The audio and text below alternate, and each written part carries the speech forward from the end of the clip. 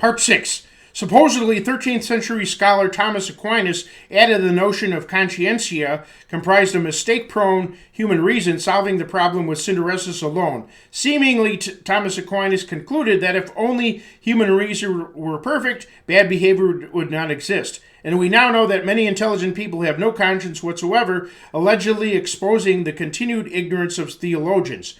20th century physician and atheist Sigmund Freud originated the concept of a superego, replacing most aspects of the theological notion of conscience.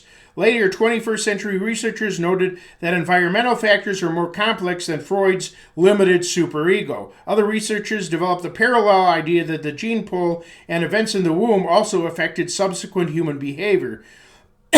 So now, supposedly, human behavior is fully understood by nature, biological factors, and nurture environmental factors, while the early church's notion of good versus evil is supposedly obsolete.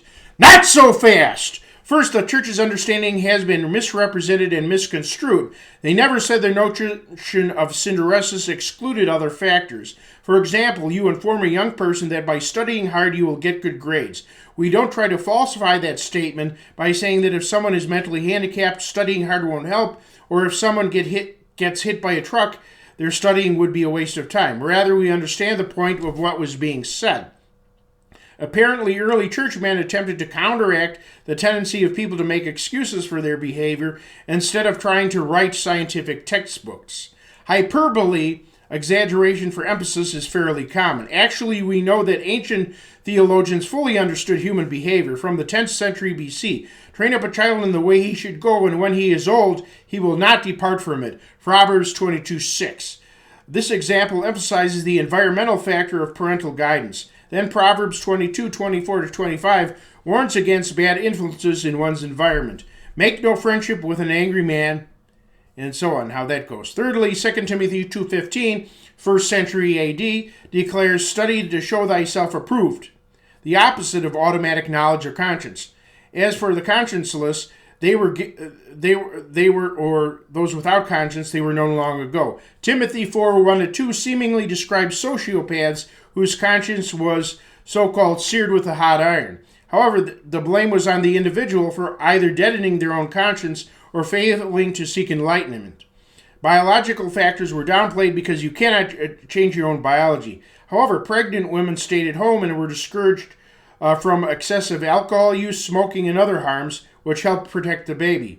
Decrees to segregate the population, for example, Exodus 33:16, we shall be separated from all the people that are upon the face of the earth, would have ensured a pure gene pool. These teachings predated Jerome and Augustine. In conclusion, the early church had a tripartite version of humanity, consisting of nature, nurture, and the battle between good and evil, while modern psychology lacks understanding. Besides, Christians were admonished not to judge the exact degree of personal culpability, but rather acquiesce to God's judgment of exact degrees of righteousness or evil at the world's end. Besides Christianity's influence, humanity's shift from barbarianism to civilization can be explained through technological advancements, not because ancient people lacked psychotherapy sessions. See chapter 20 in my book.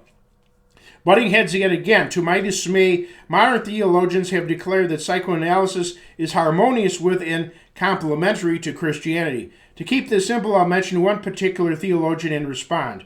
The chapter Morality and Psychoanalysis in C.S. Lewis's Mere Christianity lauds psychoanalysis. Here are its inherent problems. First, Mr. Lewis admitted that he didn't know anything about psychoanalysis. He also admitted that the underlying philosophy of psychoanalysis contradicts Christianity, and the analysts contradict each other. Besides, Mr. Lewis declared that homosexuality is a mental illness, the position that psychoanalysts took in his day. This supposition has been completely discredited. He also declared that psychoanalysis would be indispensable to cure such neuroses as the pathological horror of cats. Yet even today, phobias of relatively innocuous subjects such as cats, clowns, and beetles are regulated to comical movies and absent in real life. This is like a mouse causing Curly from the Three Stooges to have a psychotic episode and feeding Curly cheese cured him. Besides, Mr. Lewis had no first-hand experience with the psych professions as I have. Finally, he was at a disadvantage by writing in the 1940s, while I write in the computer age and read in the computer age. Subsequent editions of C.S. Lewis's otherwise excellent book should exclude this annotated chapter. A psychiatrist babbled, a generation ago, psychiatrists easily committed people as a danger to themselves or others instead of facing legal constraints that often prohibit involuntary commitment today. The increase in homelessness and random violence is a consequence. This increase cannot be because of destitution, since poverty has declined, and most homeless people are mentally ill. Yet we let them die for freedom's sake. And though people can sense when someone is mentally ill and dangerous, we allow them to kill before being forcibly treated. And random mass murder in America is 3 times more common than a generation ago, when gun laws were weaker and involuntary commitment laws were stronger. Not so fast. However, and there, because of these howevers. However, there are different measures of poverty, not just one. With expensive housing and housing shortages, people are poorer in that sense. Today, many people should be in prison instead of early release into the streets. There's a shortage of group homes for handicapped adults, and people today want their independence instead of living with parents or roommates to split the bills. Violence-soaked entertainment can be blamed for shooting sprees and other unusual violence. And today there are a lot more broken homes and social isolation. And although gun laws are stronger, there are a lot more guns now. Also, Christian values in general have been disappearing over the last generation. That's 9 reasons right there. And is letting people die in a mental institution without their freedom the solution to letting people die in the street with their freedom? Also, people cannot sense when someone is dangerously disturbed unless they make overt threats or you could see them making homemade bombs or something like that. No word association or ink blot tests, combination of likes or dislikes, analysis of facial expressions and physical characteristics, brain scans, or even combining all these techniques proves anything. See chapter 25, Communication Fails, in my book, which further examines the idea of people trying to read and analyze others. And consider that the brain of notorious serial killer John Wayne Gacy was removed and analyzed after his death.